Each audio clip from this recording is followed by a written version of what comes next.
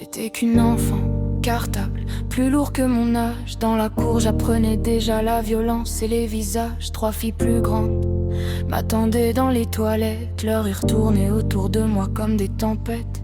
Elles mouillaient les vêtements juste pour voir mes larmes. Et moi je gardais le silence, comme on cache une arme. Un jour j'en ai eu marre, je suis allé voir le prof. Je pensais qu'un adulte allait enfin stopper sa nette, enfin me donner de la force. Mais il m'a giflé devant ma propre détresse, comme si ma douleur méritait qu'on la blesse.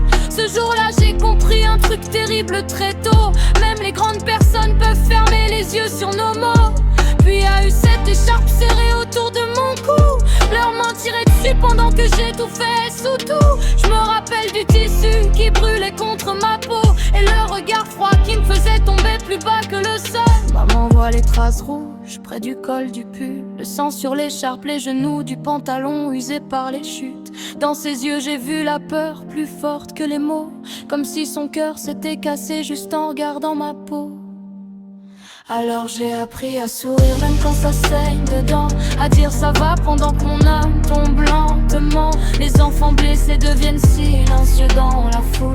On grandit trop vite quand la peur nous pousse dans l'ombre. Alors j'ai appris à sourire même quand ça saigne dedans, à dire ça va pendant que mon âme tombe lentement. Les enfants blessés deviennent silencieux dans la foule. On grandit trop vite quand la peur nous pousse dans l'ombre. Plus tard au lycée, nouveau mur, nouvelle année, mais certains démons trouvent toujours comment revenir te hanter. Y'avait ce garçon, regard calme, presque innocent, le genre qu'on croit incapable de faire du mal aux gens.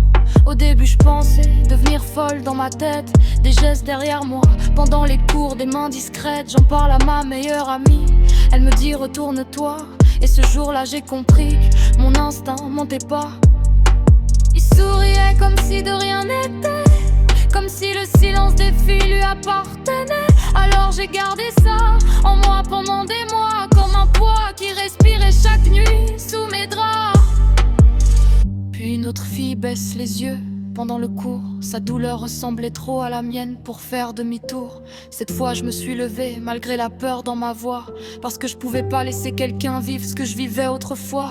On avait les preuves entre les mains et d'autres filles ont parlé de plus loin. Ce jour-là j'étais plus la petite qui se tait, j'étais toutes les personnes qu'on n'écoute jamais.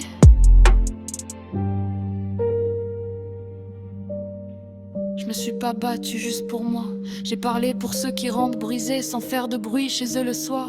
Pour ceux qui pensent que souffrir est devenu normal, alors qu'aucun être humain devrait porter ça. Pathétique.